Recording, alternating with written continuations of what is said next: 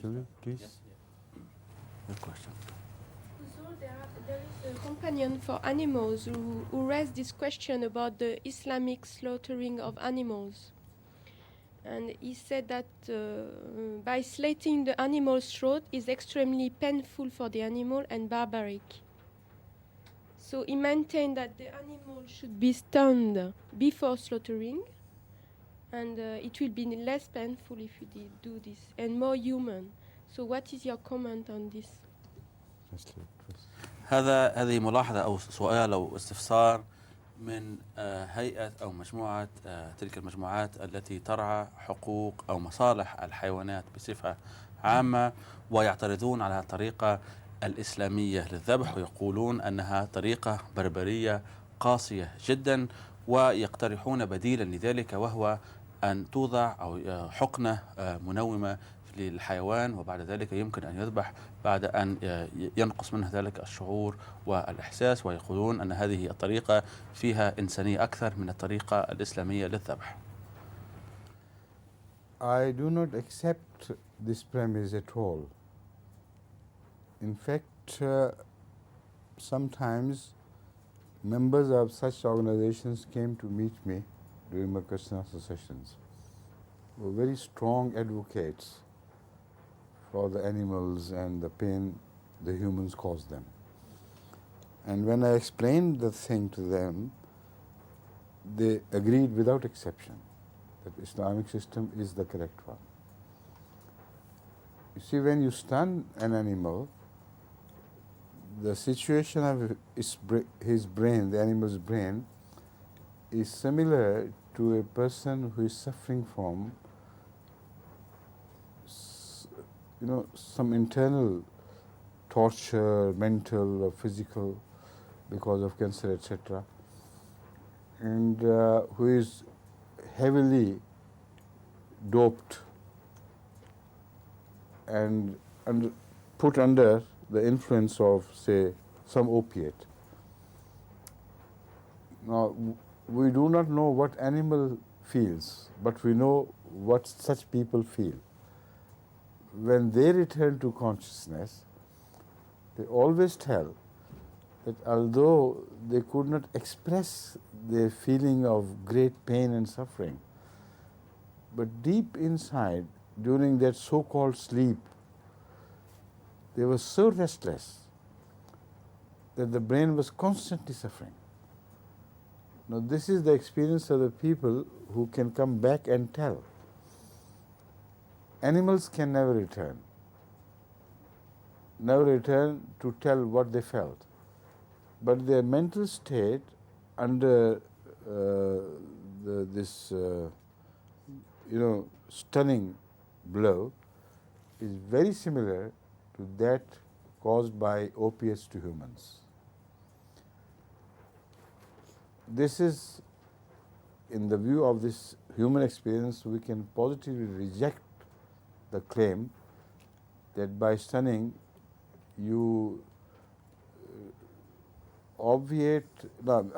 by stunning you remove all possibilities of animal suffering.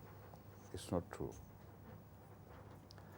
The only way the brain can be really stunned without feeling anything is by sharply cutting the blood supply to the brain. While in the state of this, this drugged state, neither the blood supply of animals is cut off nor that of humans is cut off. So it is the blood supply constantly reaching the brain cells which keeps them alive and capable of feeling either pleasure or suffering. But if the blood supply is cut off, they immediately die. No suffering can ever be felt, no pleasure can ever be felt. So now look at the Islamic system. Hazrat sallallahu alaihi wasallam advised that the animal should be slaughtered at throat hair and with a very sharp instrument, so that just one pass at the throat immediately severs the jugular vein or artery, and the blood supply to the brain is removed altogether suddenly. The prick that the animal will suffer from would be just that sharp passing movement. And maybe before he can suffer, the blood supply would be cut off anyway. So this is the true position. And as I've told you, when I explained it in so many words to the advocates of animal suffering, etc., they were compelled to agree. They had no way out, but they had to agree that this is the correct system and no better system can be devised. Now you should remember that Hazrat Sallallahu Alaihi Wasallam strictly forbade to cut off animals before doing this to them. People before in Arabia used to even slice pieces of animals while they were still alive. That was cruel. So such cruelty is forbidden by Rasulullah Sallallahu Alaihi Wasallam in all forms. The only way is this, which I have just described to you. Right? Thank you. يجيب حضرة أمير المؤمنين ويقول: لا أقبل اقتراح هؤلاء وهذه الهيئات أو المنظمات الذي تعلن أنها ترعى حقوق الحيوانات وترعى أيضا مصالحهم. يقول حضرته: في الحقيقة قد قابلني بعض ممثلي هذه الجمعيات خلال مجالس الأسئلة والأجوبة المختلفة، وأعطانا حضرته أيضا نبذة بسيطة أو تلك الخلاصة من الأجوبة المختلفة التي أعطاها حضرته لهؤلاء، وقال لهم أنني وقال حضرته أنه بين لهؤلاء الممثلين في فرص مختلفة عن يعني علو شأن ومكانة الطريقة الإسلامية، يعني طريقة الذبح هذه. يقول حضرته أن الطريقة التي يقترحونها هي إما ضرب الحيوان على رأسه ضربة حادة كي يغمى عليه، أو يعطونه حقنة مثلا ويغمى على ذلك الحيوان ثم يذبح. يقول حضرته هكذا: إذا هذه الحالة في الحقيقة لا يعني مخ الحيوان وجهازه العصبي يكون الدم يوصل له جميع تلك الأحاسيس من آلام وغيرها، لذلك يقول حضرته نحن لا نعرف ما هو شعور الحيوان من ناحية الألم، هل يشعر الحيوان بالألم خلال عملية التنويم الغير طبيعية هذه أم لا، ولكننا نعرف من تجارب الناس الكثيرة أنه من يدخل في هذا المضمار وفي هذه التجارب المختلفة بعد أن يرجع أي يسترد وعيه يخبرنا أن مخه كان يحس بتلك الآلام المختلفة ويكون فيه نوع من الاشمئزاز ويأخذ وقتا طويلا لكي يسترجع جميع قواه. يقول حضرة أمير المؤمنين: هذه الطريقة في الحقيقة هي لا تستبعد الألم تماما، ولكنها تعطي آلام ويشعر الحيوان بجميع تلك الآلام في خلال عملية الذبح، وهذه الطريقة التي يقترحونها يقول حضرته أنا شخصيا لا أقبلها، لأنها تؤثر أكثر في الحيوان ويحس بآلام مختلفة، ولذلك يقول حضرته قد أنا شخصيا أستبعد هذا الرأي القائل بهذا التنويم لأنه لا ينهي هذا الألم. ثم يقول حضرته أنه أحسن طريقة هي الطريقة التي وضعها الرسول صلى الله عليه وسلم، أي تلك الطريقة الإسلامية، وهو أن كما تعرفون في عملية الذبح حسب الشريعة الإسلامية الغرض منها من الناحية العلمية، ونذكركم لما حضرة أمير المؤمنين فسر لهؤلاء لممثلي هذه الهيئات المختلفة خاطبهم بالأسلوب والطريقة التي تصل عقولهم، فلذلك فسر لهم حضرته أنه الدم لما لا يصل الدم إلى المخ فالمخ لا يستطيع أن يشعر بالآلام أو بالحركة، فكما تعرفون المخ هو مصدر المشاعر ومصدر الحركة وهو الذي يتحكم في أعضاء الجسم، ولكن يحتاج المخ إلى الدم كي يواصل حركته ويواصل يعني حيويته ويواصل ويكون أيضا أيضا على قيد الحياة. فالطريقة الإسلامية المحبذة والمعروفة بقطع يعني خلال عملية الذبح تلك الغرض منها هو أن لا يصل الدم إلى المخ، وإذا توقف وصول الدم إلى المخ تنتهي القضية وتنتهي الآلام وتنتهي كل هذه القضايا التي يعرضونها. ويقول حضرة أمير المؤمنين: لذلك نرى أن الرسول صلى الله عليه وآله وسلم قد نصحنا بذبح الحيوان بسكين حاد جدا، وأيضا يكون هذا خلال حركة واحدة أو دفعة واحدة، ولم يسمح لنا الرسول صلى الله عليه وسلم بأن نأخذ يعني لم يعطينا تسهيلات بأن تكون لنا أكثر من حركة، ولكن حركة واحدة بسكين حاد جدا.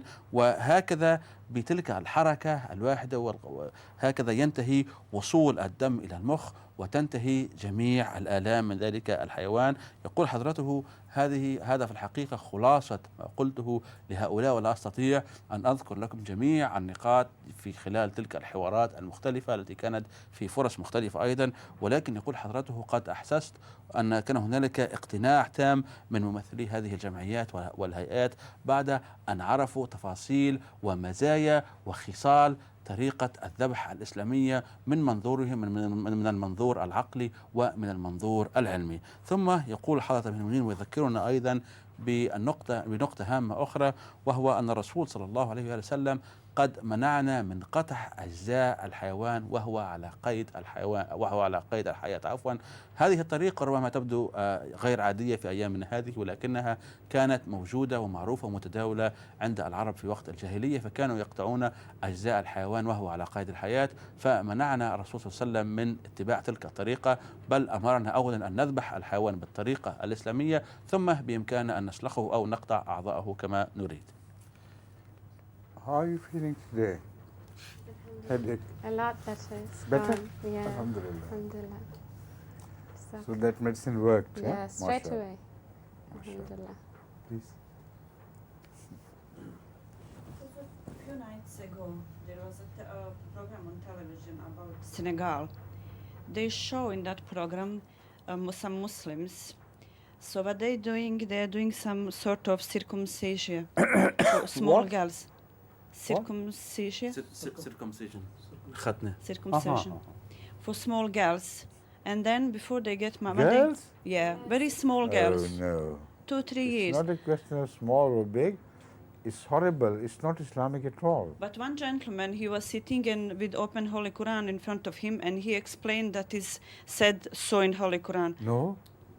I don't know which Holy Quran he was holding in his hand. Yeah. He was a big liar. There is not the slightest indication in the Holy Quran that ladies should be circumcised. Absolutely out of question. Nor were they circumcised before. The reference is given to Abraham and his Sunnah, which should be followed by Muslims. But in that Sunnah, you don't find any mention of ladies being circumcised, or girls for that matter. This is an African invention and pagan invention for that matter, which also found its way into Muslims of that area. And the reason for that circumcision is only to offer a girl to a chief or a big person with the guarantee that this girl has not have had any illicit relationship with any man. Because during this circumcision, they create a round circle of stiff muscles which are sewn together, with the result that penetration is not possible anywhere. That is why when they are offered to big chiefs by the people or the tribe, the chief knows that this girl has not been used before. So this is the cruel practice and meaningless practice for that matter. So Islam strongly condemns such meaningful practices. There is no such mention in the Holy Quran.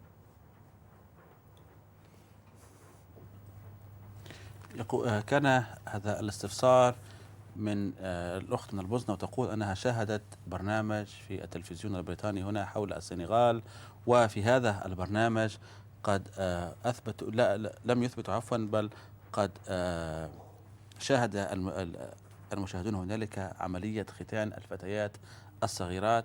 وأيضا كان هنالك بعض العلماء أثبت أن هذا عملية الختان هذه مستوحاة أو مأخوذة من تعاليم القرآن الكريم. يقول حضرة أمير المؤمنين لم نسمع بهذا من قبل، والرجل الذي أراد أن يثبت هذا هو فعلا رجل كاذب، ولا ليس هنالك أي اتصال بالقرآن الكريم بهذه العملية. يقول حضرته الإسلام الدين الحنيف لم يسمح بهذا، ولكن القرآن الكريم يذكر سنة حضرة إبراهيم عليه السلام أن تكون عملية الختان هذه للذكور فقط، ونستبعد كلية بالنسبة للفتيات. ثم يذكرنا حضرة أمير المؤمنين بنقطة هامة جدا حول هذا الموضوع، يقول أن هذه العادة في الحقيقة ليست عادة إسلامية، ولكنها عادة إفريقية تسربت إلى العقائد الإسلامية في ظروف مختلفة في بعض الأماكن في أفريقيا أو في دول أخرى، ولا علاقة للإسلام بها، والإسلام بريء كل البراءة من هذه العملية. ويذكرنا حضرته أيضا بالغرض من عملية الختان للفتيات هذه هي لما كانت هنالك تلك العادات القديمة في القبائل الإفريقية، لما يريدون أن يهدوا فتاة لزعيم كبير ففي عملية الختان هذه لكي يظهروا له أنه لم يلمسها أي رجل من قبل، وعملية الختان هذه تضع أو تقوي عذارة تلك الفتاة، فلذلك يقدمونها كهدية فريدة من نوعها لذلك الزعيم. See, to my knowledge, the word khatna, which means circumcision, is not even mentioned in the Quran anywhere. So that's why I said only Sunnat Ibrahim is mentioned, and because we know it was one of the Sunnahs of Abraham, so we accept this as a tradition for men. So that man was a big rascal, was holding the Quran before him and reading things which were not even mentioned in the Quran. So it's very, very known in Germany as well. Yes. They everywhere make articles that in Islam girls get cut. And This is wrong. it's very... They do it willfully, just to blemish Islam for something That's Islam right. has never preached. We should write articles, counter articles, telling them. Yes. يقول حضرة أمير المؤمنين أن القرآن الكريم لم يذكر صراحة لفظ الختان، ولكن ذكر القرآن الكريم سنة حضرة إبراهيم عليه السلام، ونستنتج من خلال دراسة التاريخ ودراسة تفاصيل حضرة إبراهيم والشعوب التي أتى إليها أنها هذه العملية تحدث فقط للذكور. ويقول حضرته لا أعرف من أين هذا الشخص قد استنتج هذه الأشياء الدخيلة على القرآن الكريم. He's a big rascal as well. Sorry? As such, he's a big rascal, Rascal means? wanton person, a very evil man. ويقول حضرة أمير المؤمنين أنه بعمله هذا يظهر فعلا مدى الشر الذي موجود في نفسه ورغبته في تشويه سمعة الدين الحنيف. That's right. Now Turkey, at last. This question again from Barberhan, Turkey. A generalization It's might always be... him. Yes. It is always him, eh? Never anyone else. No. Huh? All right, come on. I don't object against him asking questions. He asks good questions. Okay, please. A generalization might be made about the national character of the people. For example, the British are often seen as a romantic people. In this light, could Huzur give his opinion on the national character of the Turks and how such a people should be approached regarding the promised Messiah? Can you understand? A little bit. What is the national character of the Turk people, according to Huzur's opinion, and how these people should be approached regarding the message of the promised Messiah? Okay, the national character of the Turkish people is that they are very rigid in certain attitudes. They are rigid in their national traditions of being a free people.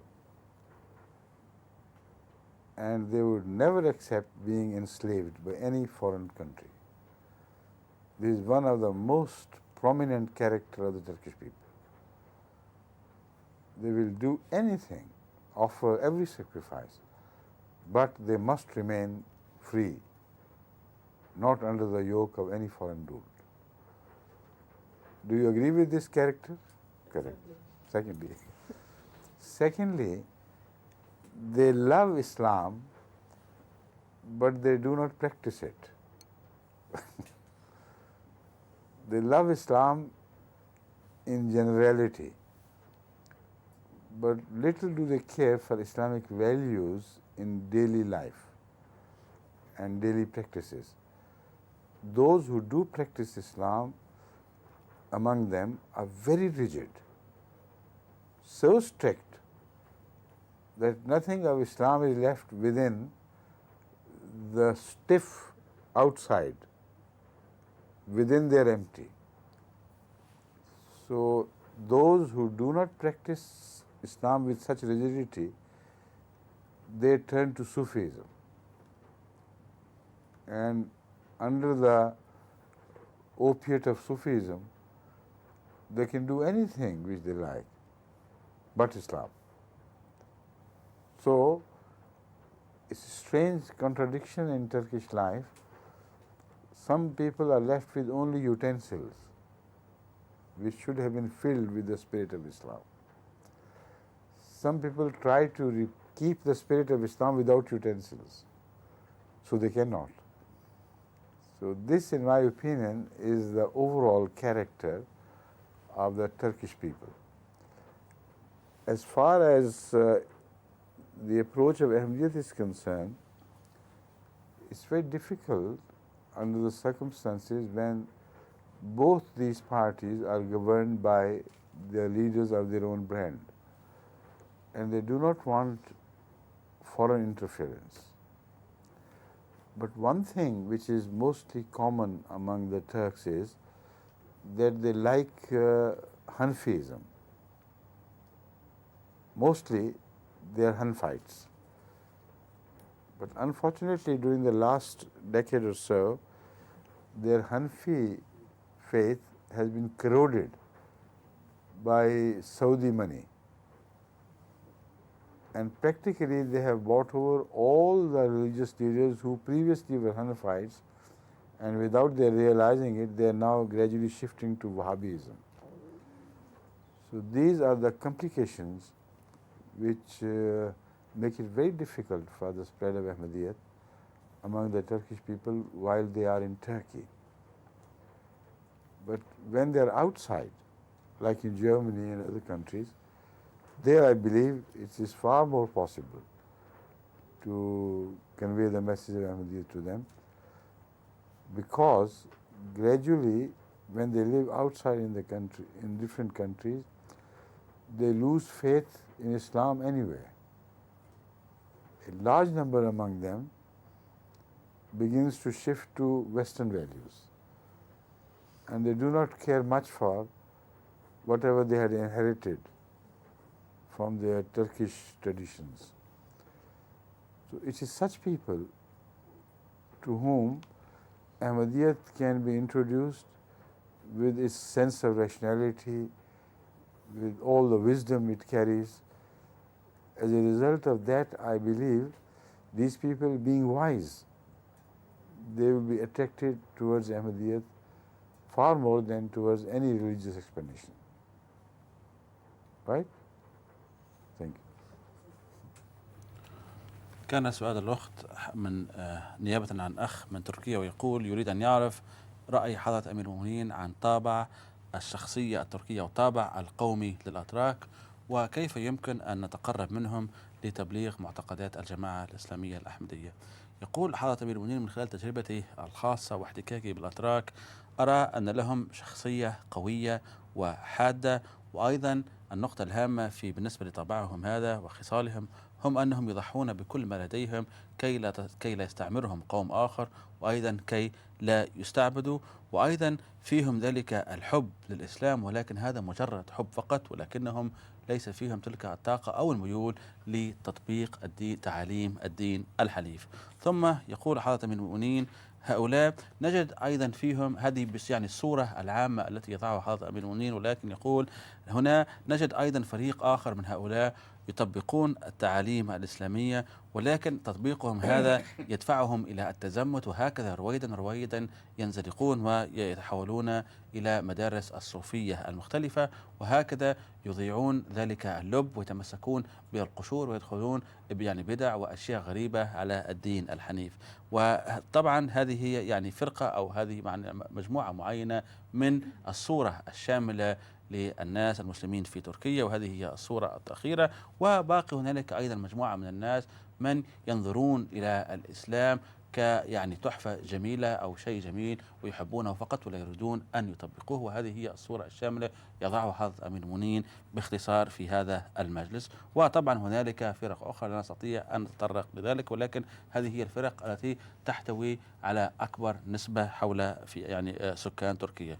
يقول حضرة أمير المؤمنين بعد هذا: بالنسبة للجانب السياسي هؤلاء لا يسمحون للتدخل الخارجي في أمورهم الخاصة بهم. وهكذا يقول أيضا حضرته أنهم فيهم أيضا ميول لمدرسة الفقه الحنفية، ولكن مؤخرا بدأ أن تلك الأموال التي وضعتها وصرفتها المملكة العربية السعودية أصبح هنالك تحول أو هنالك نوع من غربة من جانب حبهم وقربهم لمدرسة الفقه الحنفية، وبدأوا يميلون ويتحولون إلى الوهابية. ثم يقول حضرة أمير المؤمنين: هذا هو حال الأتراك بصفة عامة في تركيا، ولكن الأتراك خارج تركيا مثلا في أوروبا أو غيرها قد نسوا ما ورثوه عن آبائهم وأجدادهم، وأيضا قد استبغوا بطابع الحياة الغربية، وهكذا بعدوا كل البعد عن الدين الحنيف وعن الدين الإسلامي، ونسوا حتى جذورهم وثقافتهم التركية. هنالك يقول حضرتهم بالنسبة لهؤلاء أيضا يمكننا أن نعرض عليهم معتقدات الجماعة الإسلامية الأحمدية خصوصا من الناحية العلمية والمنطقية، وآملين أن هذا سيرجعهم رويدا رويدا إلى الدين الحنيف والتعاليم الإسلامية الصحيحة من خلال ذلك المنطق وذلك الباب العلمي المنطقي، ثم الله سبحانه وتعالى سيهبهم الروحانية إن شاء الله. Being a Turk, tell me straightforwardly, do you agree with this general analysis, or do you have to suggest some changes in my assessment of the Turkish people? Sir, I completely agree with you. Very good. Yes. I'm so happy. Yes. Alhamdulillah. Now, Aisha. So we are taught to say astaghfirullah when a thunderstorm is, during a thunderstorm. During a thunderstorm, we are advised to say astaghfirullah. No, not only during thunderstorm. No, I mean especially this, and Yeah. I wanted to know the connection between asking for the forgiveness. thunderstorm creates a threat of lightning falling upon people.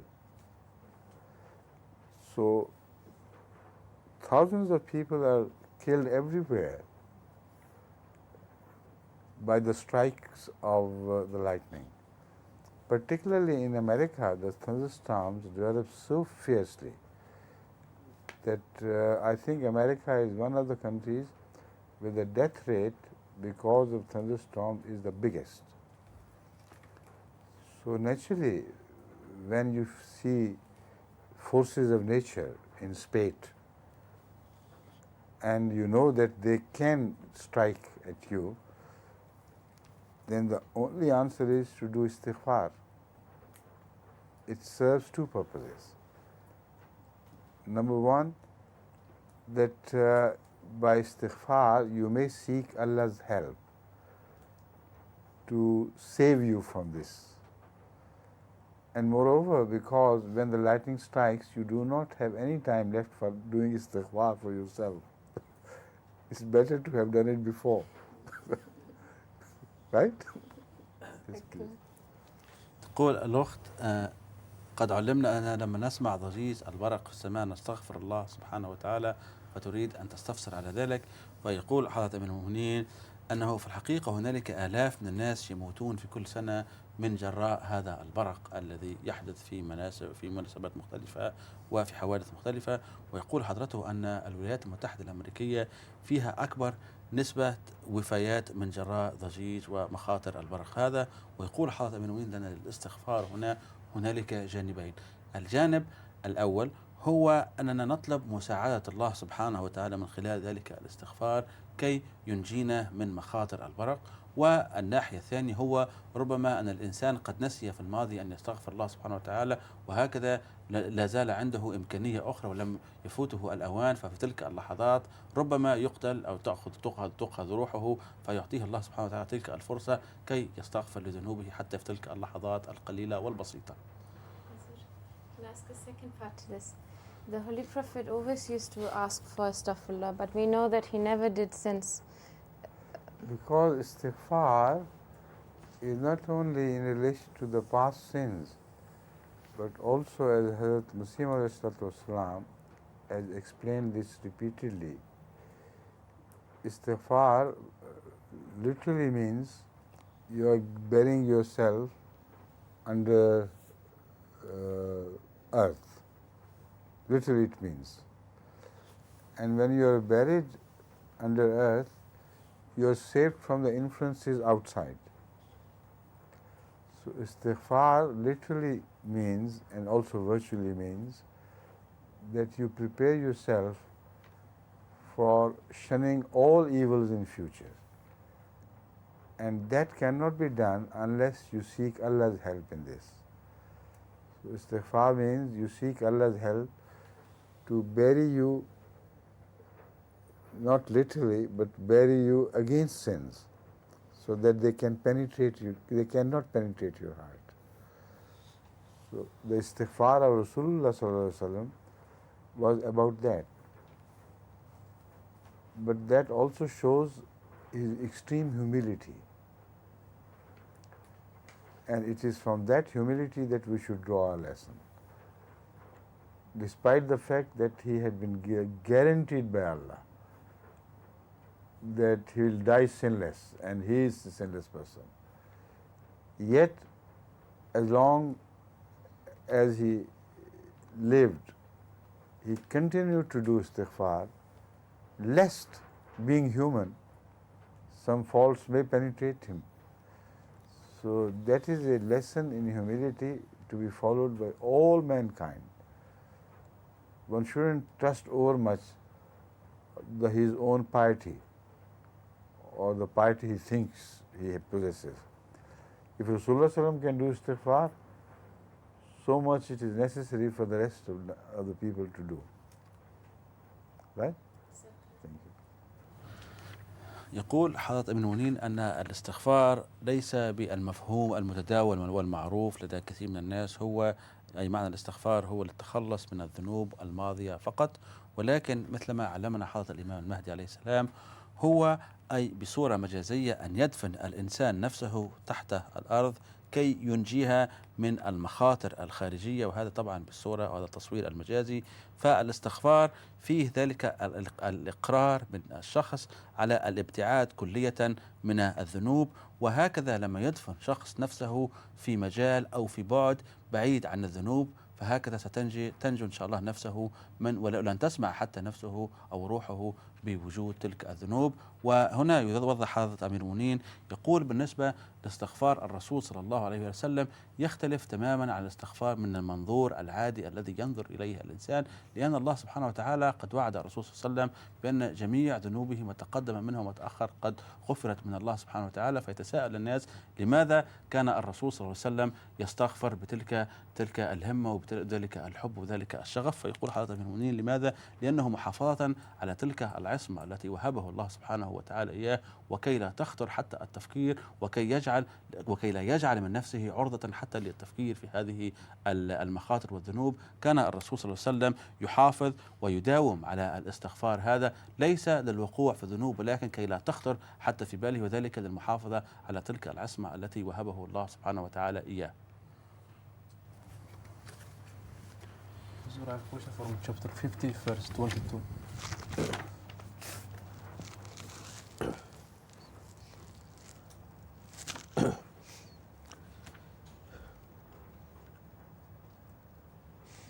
So this is verse number 22 from chapter 50, Surah Qaf. Surah Qaf. Yeah. أعوذ بالله من الشيطان الرجيم بسم الله الرحمن الرحيم وَجَاتْ كُلُّ نَفْسٍ مَّعَهَا سَائِقٌ وَشَهِيدٌ. Translation is, and every soul shall come forth, and along with it there will be an angel to drive and an angel to bear witness. Huzur, could you kindly explain to us what is meant by Sa'iqun wa Shaheed? Saikun indicates the unwillingness of the people to move in a certain direction. Or sometimes this word is also indicative of people who are going towards a good destination, but they are being driven from behind to fasten their speed, to accelerate their speed. So this applies both to the evil people and to the good people. The evil people are driven towards hell, and because of that, their driving force is from behind.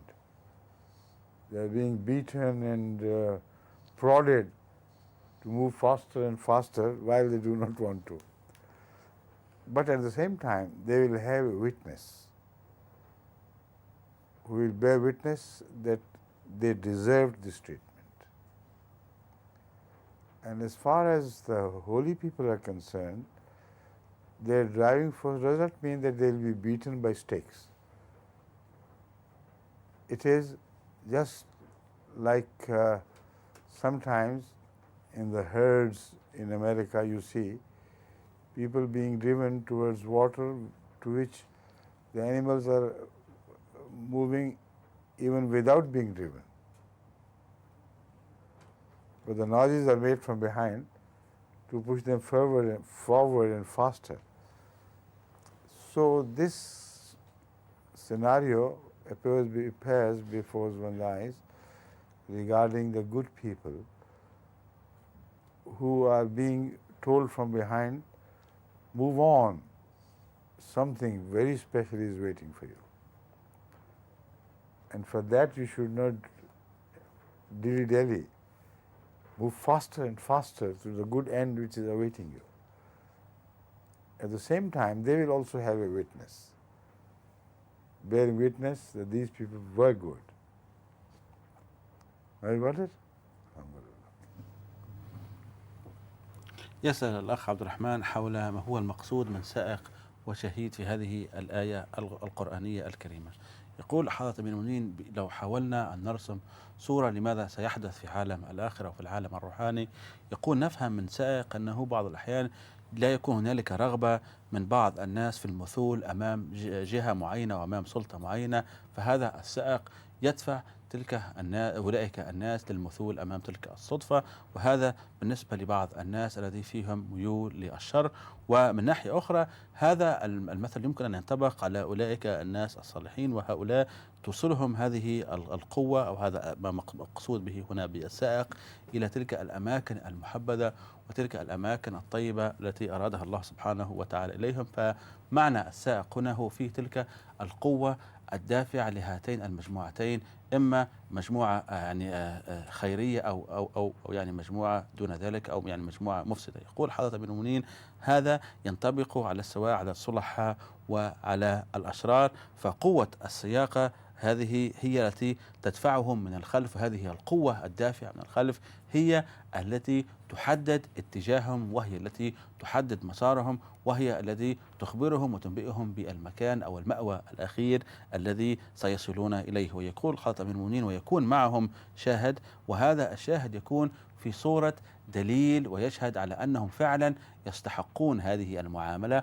وأيضا يستحقون وهم أهل لهذه المكانة التي أرادها الله سبحانه وتعالى إليهم. فهذه القوة الدافعة يقول حضرة أمير المؤمنين نراها في بعض الأحيان في خلال بعض الفيضانات مثلا التي نشاهدها على التلفاز، وكيف أن بعض الحيوانات هكذا تأخذها هذه القوة دفعة واحدة وترمي بها في اتجاه معين. فهذه القوة يقول حضرة أمير المؤمنين لما تأخذ بالصلحاء مثلا لا تدفعهم هكذا لكي تحدث بهم خسائر كما يتصور بعض الناس، ولكن تكون في تلك القوة تلك الدفعة نسيم خاص وإحساس خاص بأولئك الصلحاء، تخبرهم عن حسن المقام الذي أراده الله سبحانه وتعالى، وأيضا تخبرهم بما ينتظرهم من خير من ربهم. Huzur, lots of ladies ask me why or am I obliged to wear black clothes? And I would like to know why in You are Islamic... not obliged to wear black clothes. No. No. Why in Islamic world most of the lady wears black? I don't know, ask them. They're not obliged to wear black clothes, but by custom. And also I think the black appears beautiful upon people with fair skins. So it doesn't particularly apply to ladies, it also applies to men. So maybe some people have their special liking for the black, and that is the reason why they wear the black. But in Islam it is not mentioned at all that it is essential. During Hajj, I noticed too that most of the ladies are or in black or in white. And why there is a hadith who said that the white clothes, your white clothes are the best of all. I don't see. Why I have seen the ladies mostly wearing black or white, and also during Hajj. During Hajj? Yes. And also it is mentioned in one hadith that the white clothes are the best. White. I don't know which hadith you are referring to. Really? Please. The white clothes are specially recommended during Hajj, not during other ordinary wear. So maybe you are confusing some hadith with this. During Hajj, all men and women are required to wear white and not black. So do you see women dressed in black during Hajj? No? Just in white. They're always dressed in white. Right? Thank you. جزاك الله. Please. كان هنالك استفسار بسيط من أخت هنا تقول: لماذا معظم السيدات يلبسن اللباس الأسود في الإسلام؟ يقول حضرة المؤمنين: يبدو أن هنالك خلط في المعارف، والإسلام لم يحدد اللون للسيدات، ولكن يبدو أن كثير من السيدات يحبذن هذا اللون، ربما أنه يتماشى كثيرا مع لون بشرتهم أو ما شابه ذلك، ولكن هذا له جانب ثقافي وجانب في الميولات والاختيارات الشخصية، ولم يرغم الإسلام السيدات لاختيار هذا اللون. ولكن ما نعرفه، يقول حضرة المؤمنين، هو أنه في الحج طلب منا أن تلبس يعني الحجاج اللباس الأبيض خلال الإحرام أو المواسم المختلفة، ولم نسمع ولم نرى بأن الحجاج يلبسون أي لباس أسود. Unfortunately, it is said that ladies fight too much. Ladies? Ladies fight too much. Do they? It is said so. Yes. I don't But think don't so. they? I don't agree. Don't they? While in Surah 43, 19 verse, Okay, now we'll begin with this one.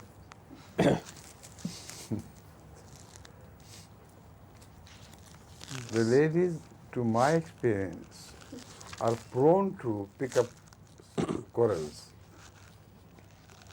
even at trivials. Men, on the other hand, are not prone to pick up quarrels easily. But once they do it very harshly. So this is verse number 19 from Surah Az-Zukhruf, which is chapter number 43. A'udhu billahi minash shaitanir rajim. Bismillahir rahmanir rahim. Awaman yunashsha'u fil hilyati wa huwa fil khisami ghairu mubin. Do you ascribe to God one who is reared among ornaments and who is not clear in disputation? opposite of what is said for ladies. Will Huzur please kindly It is explain this not ayat? opposite. It's a beautiful compliment to ladies. It says that ladies in ordinary situation may be very wise in presenting their case. But the moment they pick up a quarrel, they lose their sense of normality. And then they speak whatever comes to their mouth. And they do not care for its being rational or not rational. This is exactly true. Very wise women, otherwise, who speak rationally and with calm and with stability, when they pick up a quarrel, you know, they start throwing rubbish out of their mouth. And later on they may feel that they had done wrong, but during the quarrel they are non-distinct and cannot, being overwhelmed by their anger, they cannot command the words which they need to express their anger. So they are blocked by that anger, and that prevents them from giving, providing them with correct expressions. This is the meaning of this verse. Right? With that you agree, or you still do not? Now you know, huh? Correct. Please. كان هذا الاستفسار حول طابع الخصام الموجود أو المعروف بالنسبة في السيدات، وتقول السائلة أنه هنالك الكثير ممن يقولون أن دائما السيدات يفتشن على أمور صغيرة، ومن هنالك يبنون خصام طويل، أو مثل ما يقول المثل يبنون من الحبة قبة ويفعلون مشاكل مختلفة. يقول حضرة أمير المؤمنين لكن الإسلام يقول شيء مختلف عن هذا. فالسيدات يقول حضرة أمير المؤمنين في حسب هذه الآية القرآنية الكريمة التي قرأت على مسامعكم، يقول حضرته أن القرآن يخبرنا أنه في حالة الوعي التام تكون المرأة يكون كلامها مبني على الحكمة ومبني على المنطق، ولكن إذا غضبت تلك المرأة ينقلب الوضع ويكون كلامها لا أساس له، ويكون كلام في كلام لا معنى ولا فائدة منه. فهنا يبين القرآن الكريم أن غضبهن فعلا يحجب عليهن جانب الحكمة الذي تعودنا عليه منهن.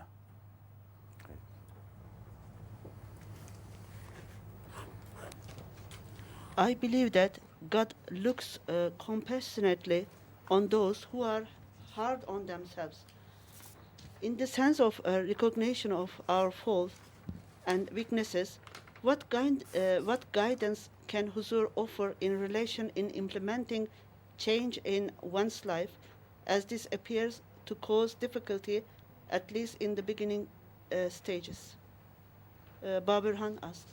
Again, that's right.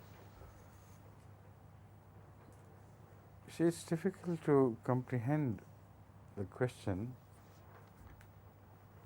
so that I can give an answer which exactly satisfied his query. Could you explain? Could you know him? So you try to explain it again, please. You see, he assists me and he assists me and they don't understand either. He says, God. If you read the question slowly, Yes. then maybe we understand the meaning. Okay. He says, I believe that God looks compassionately on those who are hard on themselves. God looks compassionately on those who are hard to themselves. Yes. Or hard upon themselves. Yes. Right. In the sense of recognition our fault and weaknesses, what guidance can Huzur offer in relation in implementing change in one's life, as this appears to cause difficulty, at least in the beginning The stages? remaining question is totally incomprehensible. But I can build on the first part and answer in a manner that I feel he would be satisfied. The first part is very clear. God is compassionate upon those who are not compassionate upon themselves, who criticize themselves severely. The best benefit from this situation can be drawn if every human being is critical of himself as though he were criticizing somebody else and not himself. If he acquires this attitude towards himself, then he will find himself very unforgiving and very uncompromising. Because this is what man does in relation to others. is very uncompromising and very unforgiving. The slightest fault he finds in somebody who should normally be held in respect because of his status in life, because of his piety, which is known to people. You find the slightest blemish in that and you burst up and you blow up and you say, look at this man. He should be holy, but he is actually suffering from this flaw, which holy man cannot. A holy man cannot. So in case of others, he is very unforgiving and very uncompromising. He forgets that after all, everybody is human, and if Allah covers him with his curtain of satari, which is Allah extends his curtain of forgiveness to him so that others do not see his weaknesses like Allah does. If it had not happened so, everyone in the world would be condemned by Allah. Every person in the world would be condemned.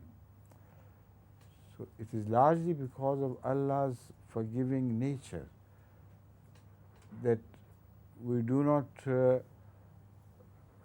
expect him to punish us for most follies which we ordinarily possess.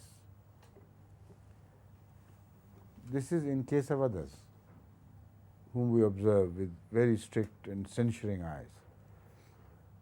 If this attitude is converted entirely, given a different direction of inward looks, instead of external looks, if such a person acquires this attitude towards himself, then such a person can be described in the Quranic terms as zaluman jahula. A person who is very unforgiving to himself. And the greatest of these people was Rasulullah sallallahu alaihi wasallam. The two characters which go together. One is zaloom. He is extremely cruel to himself. And number two, jahul. He does not care what happens as a result of that. If these two characters are learned from Hazrat sallallahu alaihi wasallam, then that is the ideal policy in life you can follow. I hope I have answered the remaining part of the question as well. Have I? Yes. Hope so. Thank you. جزاكم الله. يقول هذا الاستفسار من الأخ أن الله سبحانه وتعالى يحب الناس الذين ينقذون أنفسهم ويحاسبون أنفسهم بشدة وكأنهم يحاسبون ألد أعدائهم. يقول حضرة أمير المؤمنين دعونا نرى ماذا يفعله الإنسان في الحياة العادية مع باقي الناس.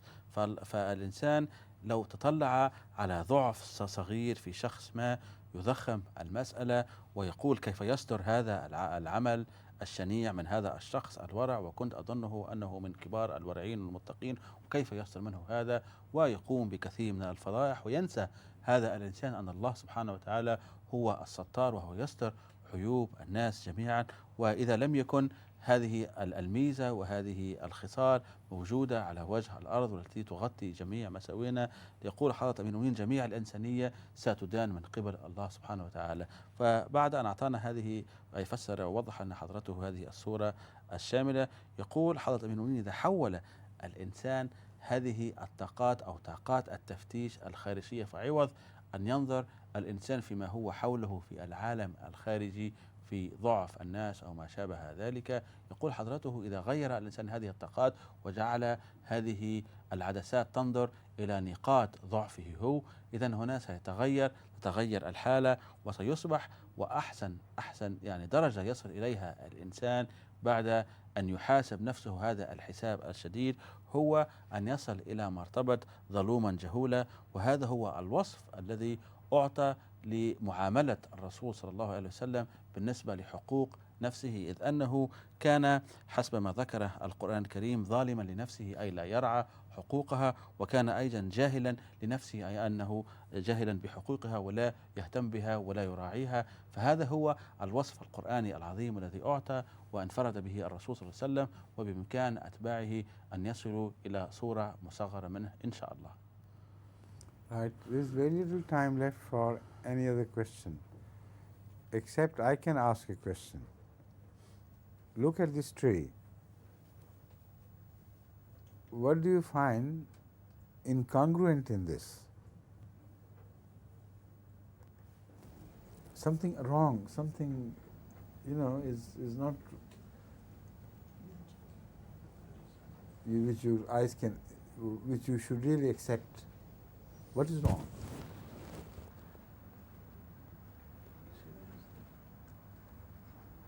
Some bees they hang upside down and What? some birds they hang upside down. No, that's in the nature of birds. They always do this.